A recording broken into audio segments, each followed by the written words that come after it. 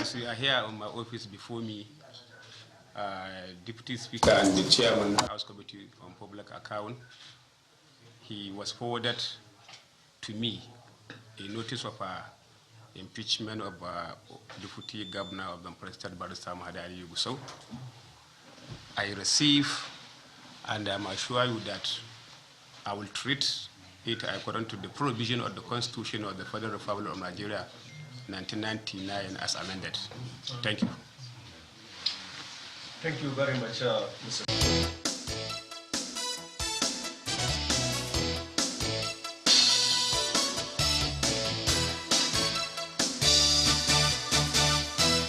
So that gives a hint of the major political drama brewing in Zamfara State. The deputy governor has been served impeachment notice, and we had the first side of that story yesterday on the program, the publicity secretary of the APC in Zamfara State. And today we're getting another side. Perhaps, you know, this has even more than two sides to this, but let's get the other side to this. And we're joined on the program this morning by Colonel Bala Mande, who's the chairman of PDP Zamfara State. He joins us via Zoom from Gusau this morning. Thank you for joining us on the program. Well, some will say this was always coming, really. It was only a matter of when and not if. Are you surprised by all that is playing out first?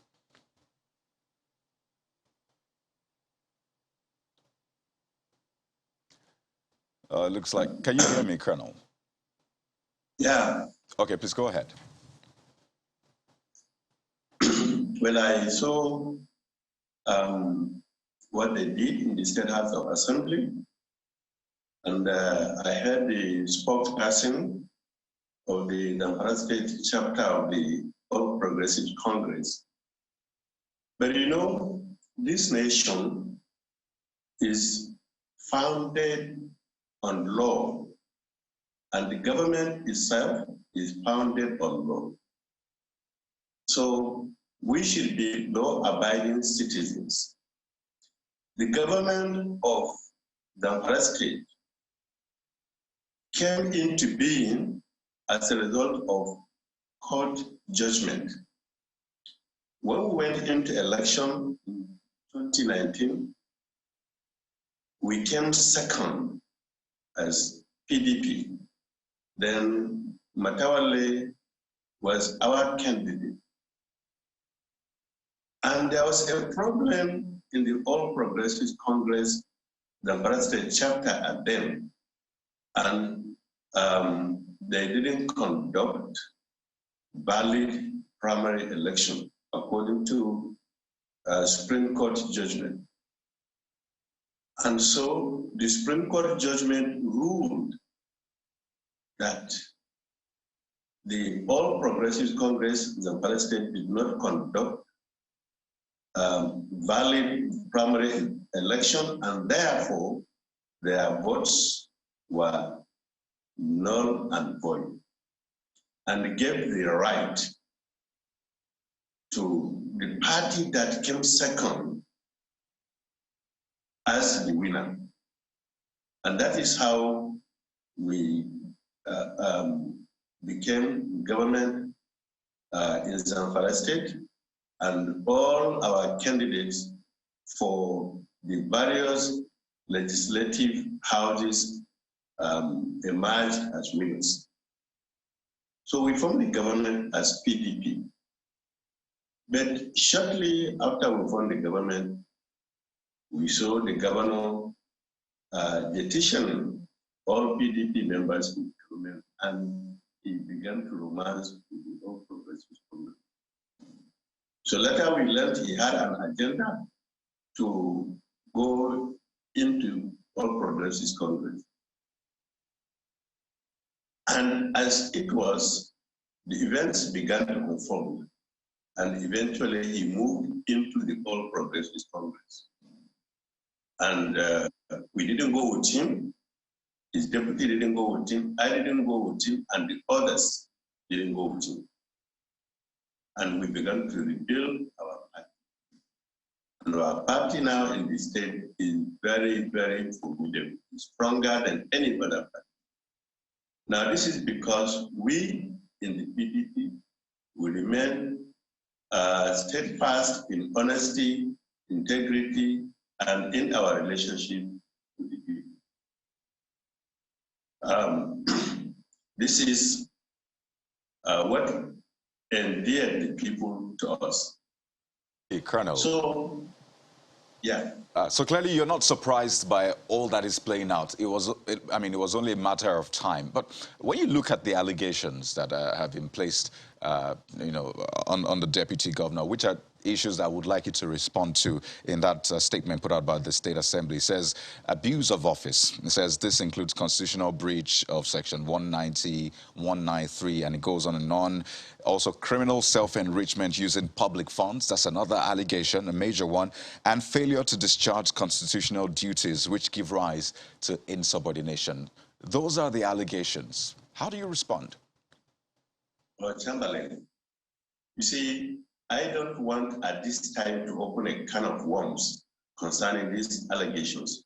The allegations of constitutional breaches, the allegation of self-enrichment, the allegations of criminality, it is not the deputy governor that will face those charges, but we know it is the government that will face these charges. But at a later time, we shall come to that. But let me tell you something. When the move for impeachment of the deputy governor began to filter out, the party went to the court. And at the court, we prayed for an interim injunction, stopping the speaker, the governor, the chief justice of the state themselves directly or indirectly by their agents or by any other person acting on their behalf to initiate any process for impeachment of the governor until the substantive case we took to the court has been heard and determined. We deposited this in the High Court in Abuja on the 9th of July 2021. And the case came up for mention on 19th of July 2021. On open mention of the case, the judge passed an order. I'll read the order to you for everyone to know.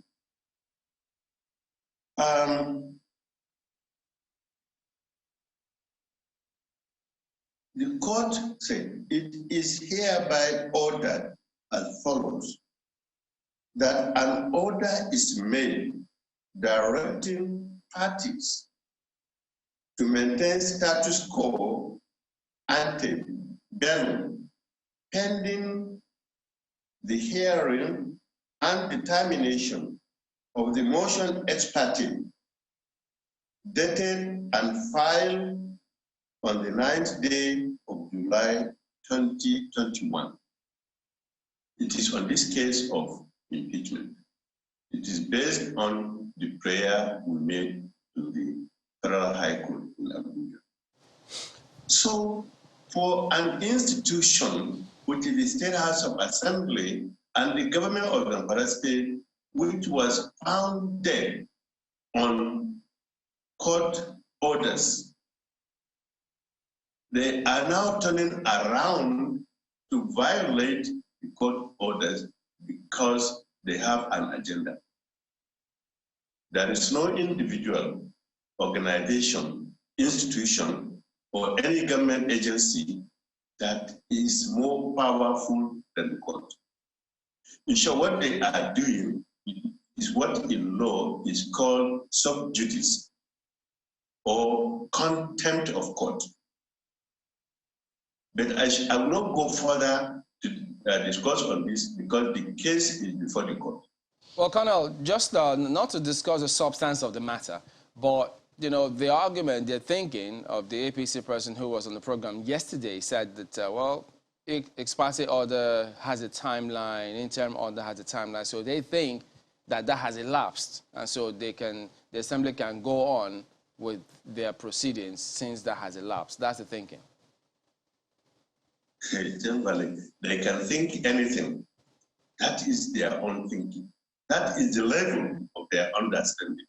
of law. That is what they are thinking, what they want. That is their wish. But their wish is not the law. The law is here. I have read out to you the court injunction. I will read it to you so that you can hear again.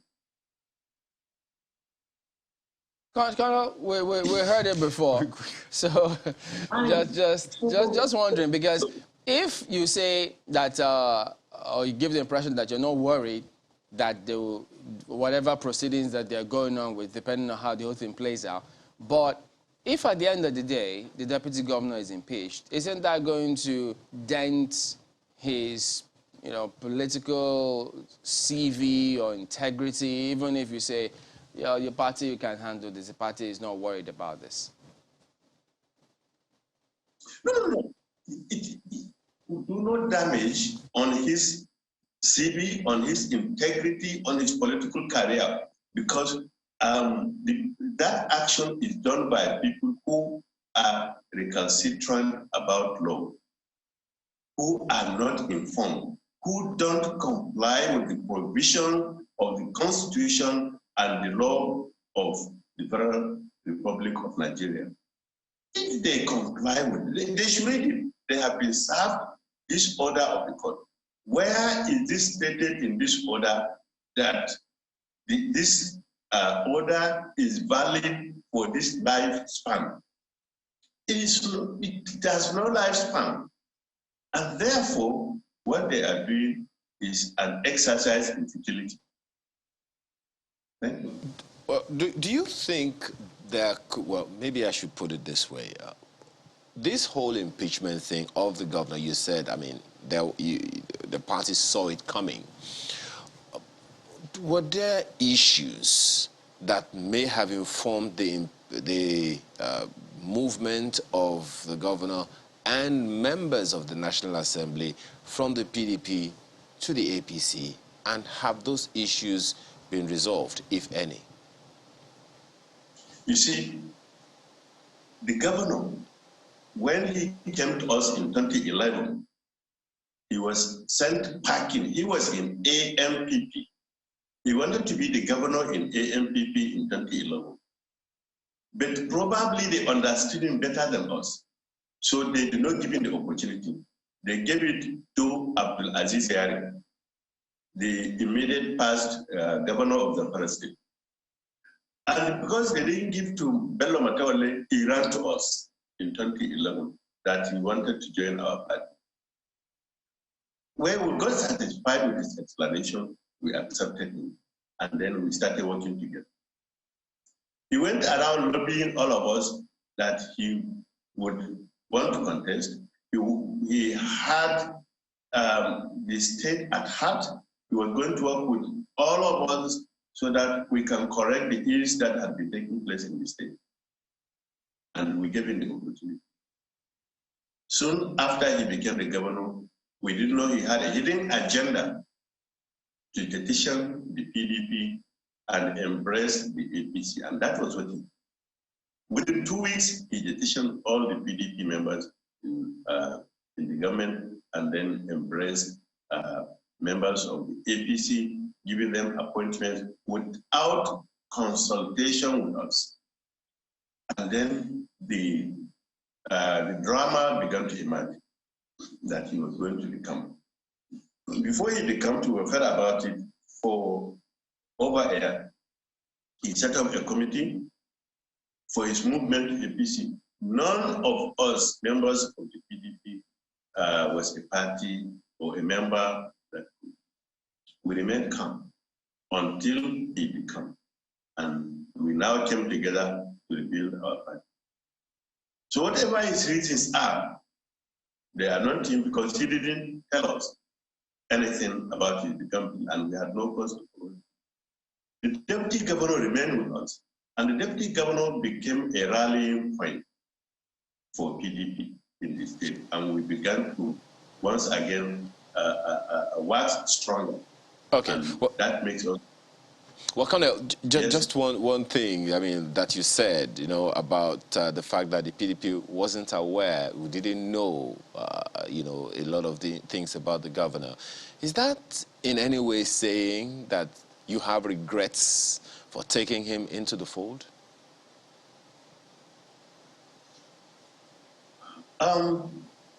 Not exactly we have regret. But you see, you don't understand. People come to present themselves in some light for you, and you believe them because you are honest. You don't believe a person that has been a member of the National Assembly and holding key position would come and lie to you so that he can reach where he wants to reach. We believe him, and we have no regret because he's with us. In short, we are happy that he has become the governor, and the people of the state now understand who he is. It should not only the people of the state, the nation and the entire world is understanding who he is. Right. He is honorable. I imagine if you had said that you regretted it, then you will question your own, process of bringing up candidates in the party. But so let's get this clear as we wind down. The House of Assembly says, well, it's an ex parte order, so we can go ahead. There's a time frame. For the deputy governor, I imagine the stance is, well, the court is clear on this, and you have to wait until the court, gives another pronouncement or whatsoever. I know that this court process should have proceeded because it was adjourned, and I imagine that that had moved on. But for the deputy governor, does that mean he's not taking this with any pinch of salt? He's not worried? He's not going to respond to the impeachment process? See, the deputy governor is a lawyer and is law-abiding. He knows what is court order, and he knows what is contempt of court. Should the deputy governor now go and attend to the wish of the State House of Assembly, then he also should be guilty of contempt of court. And because he is law-abiding, he respects the ruling of the court. That is why he is not responding to the drama the State House of Assembly is doing. He's not going to be a party to the contempt of court. This is all drama, and he will not partake in any of it? No. Well, I'm sure that the coming days will be quite interesting in Zamfara, but there's also that big talk about security, how this affects the security in the state. But for now, we'll have to thank you so much, the chairman of the PDP in Zamfara State, Colonel Balamande, for shedding light on this issue. Thank you so much.